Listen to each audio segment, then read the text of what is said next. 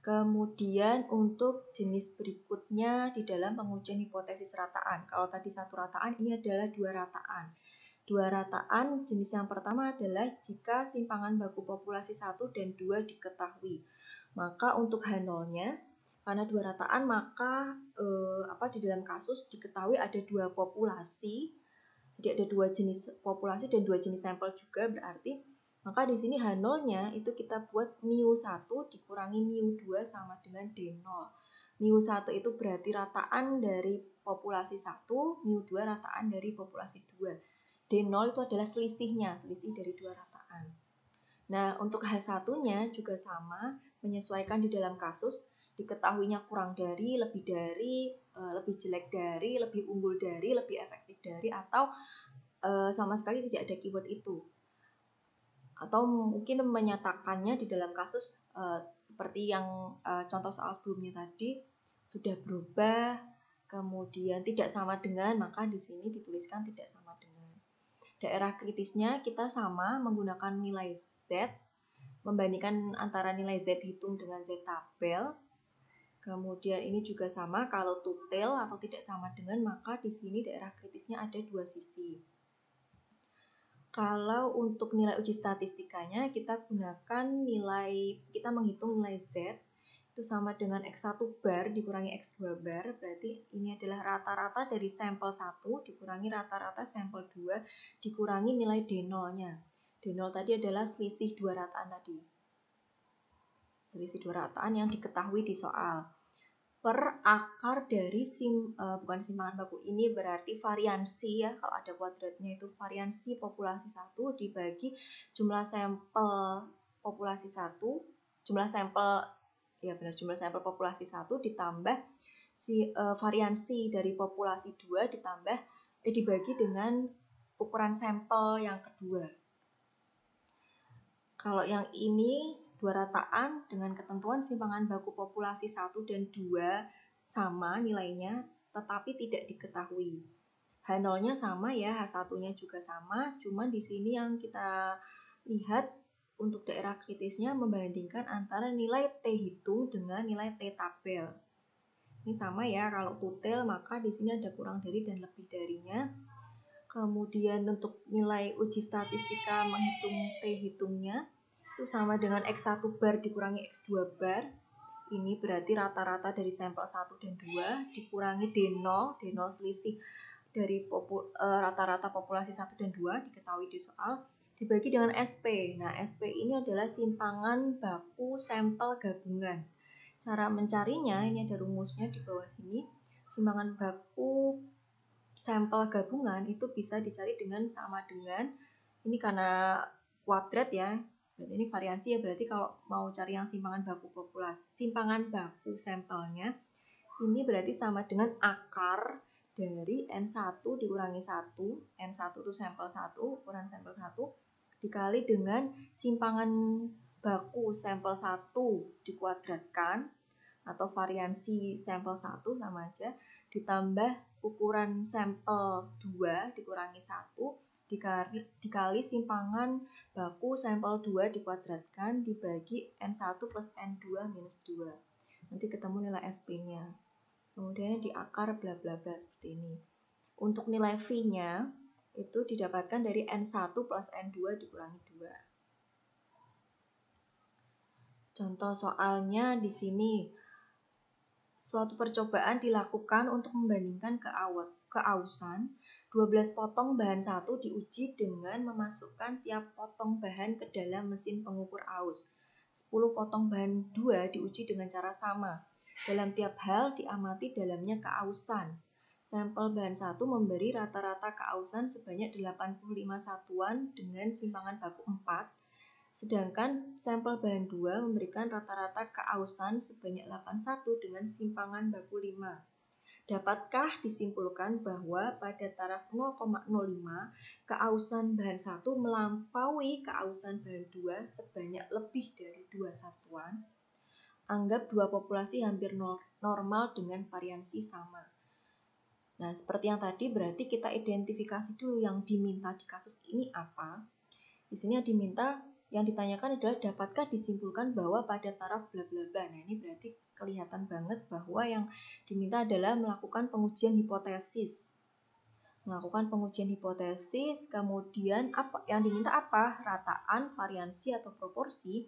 Nah, kalau kita lihat di sini bahwa pada taraf bla bla bla keausan bahan 1 melampaui keausan bahan 2 sebanyak lebih dari 2 satuan. Kalau kita lihat di sini nilainya adalah rata-rata, maka ini pengujian hipotesis rataan. Rataannya satu rataan atau dua rataan. Nah, kalau kita lihat di sini ada 2 sampel dari bahan 1 dan bahan 2, maka hipotesisnya adalah pengujian hipotesisnya adalah pengujian hipotesis untuk 2 rataan. Karena ada bahan 1 dan bahan 2. Nah, di sini yang diketahui ada 12 potong bahan 1, berarti di sini ada 12 itu adalah nilai N1 atau jumlah sampel 1. Kemudian 10 potong bahan 2 berarti N2-nya 10. Kemudian sampel bahan 1 memberi rata-rata keausan 85. Berarti di sini X1 bar sama dengan 85. Rata-rata sampel 1 85. Simpangan bakunya 4, berarti simpangan baku sampel 1 itu 4. Kemudian 81 ini adalah nilai X2 bar 81. Kemudian S2-nya 5, simpangan baku sampel 2-nya 5. 0,05 ini tentu saja alfa. Kemudian apakah keausan bahan 1 melampaui keausan bahan 2 sebanyak lebih dari 2 satuan? Maka di sini dugaannya atau hipotesis tandingannya itu adalah mu1 dikurangi mu2 melampaui berarti lebih dari 2 satuan. Jadi H1-nya itu akan menjadi mu1 minus mu2 lebih dari 2. Nah, kita lihat di sini tadi kita masukkan ya. Ini N1-nya N2 tadi, X1 bar, X2 bar, S1, S2. Kemudian tadi selisih dari 2 rataannya adalah 2. Ini tadi 2, ini kan tadi mu1 minus mu2 ya, 2. Kemudian untuk pengujian hipotesisnya yang pertama statement H0-nya. H0-nya itu berarti kondisi yang sekarang itu nilai mu1 minus mu2-nya sama dengan 2. H1-nya itu tadi yang melampaui 2 satuan atau berarti di sini kita gunakan tanda lebih dari 2. Alfanya 0,05.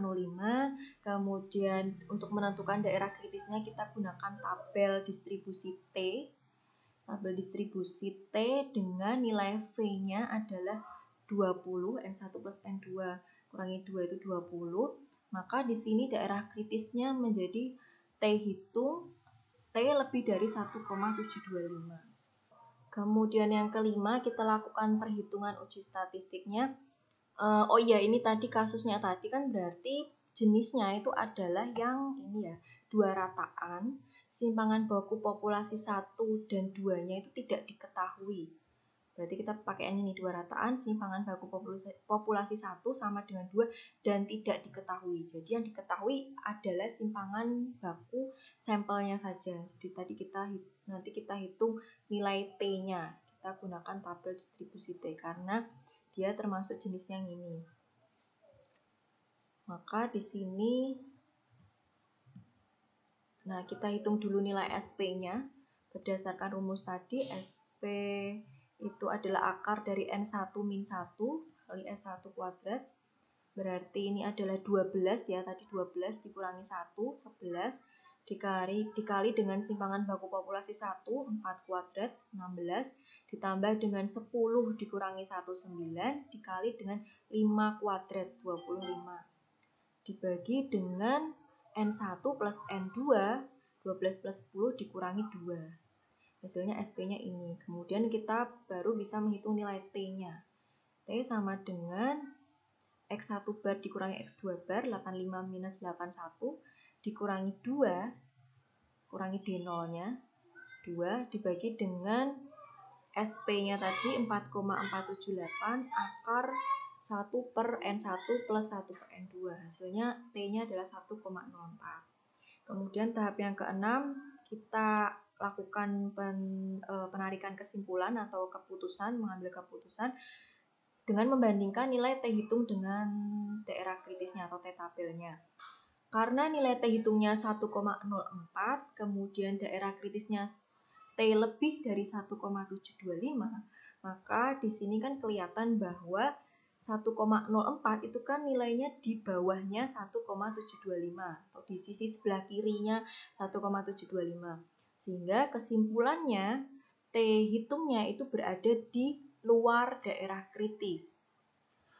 Itu ya, berada di luar daerah kritis karena 1,04 itu kan kurang dari 1,725 atau di sisi kirinya 1,725. Karena di luar daerah kritis, maka kesimpulannya adalah terima H0.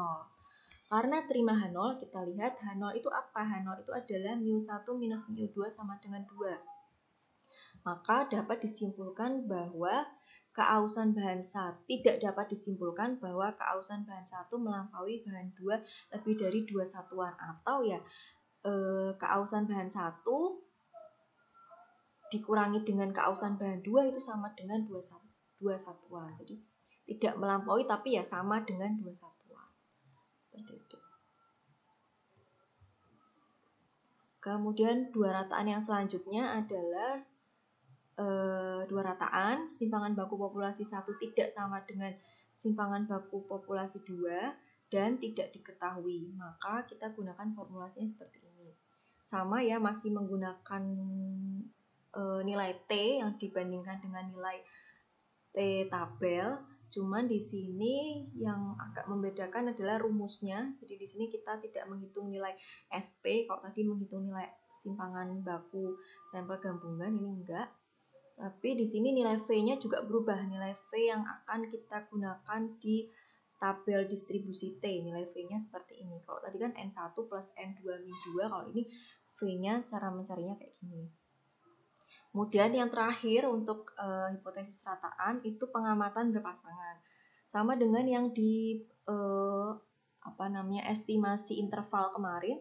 Jadi kalau pengamatan berpasangan itu sebenarnya tetap sampelnya, populasinya itu hanya ada satu jenis saja. Cuman pengamatannya itu dilakukan 2 kali. Biasanya sebelum dan sesudah. Gitu. Jadi di sini kelihatan indeksnya ada 2 ya, ada μ1 dan μ2, tapi ini sebenarnya tetap berasal dari satu jenis populasi, cuma diukur sebelum dan sesudah.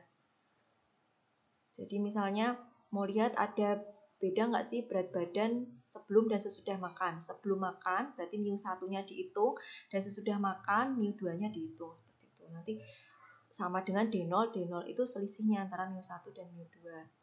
Ini sama ya, H1-nya menyesuaikan di kasusnya, apakah keywordnya kurang dari, lebih dari, atau tidak sama dengan. Daerah kritisnya juga sama, kita menggunakan tabel T. Kemudian untuk nilai uji statistikanya, nilai T hitungnya kita pakainya T sama dengan D bar dikurangi D0 per SD akar N. Untuk nilai D bar itu didapatkan dari nilai selisih rataan dari sampelnya. Jadi kalau D0 itu kan nanti sudah langsung diketahui di kasus ya, selisih rataan dari populasi. Kalau ini adalah selisih rataan dari sampelnya. Sebelum dan sesudah berapa, sebelum dan sesudah berapa, sampai misalnya ada 20 sampel. Dihitung masing-masing, dihitung selisih rataannya, kemudian dihitung rata-ratanya. Itu nanti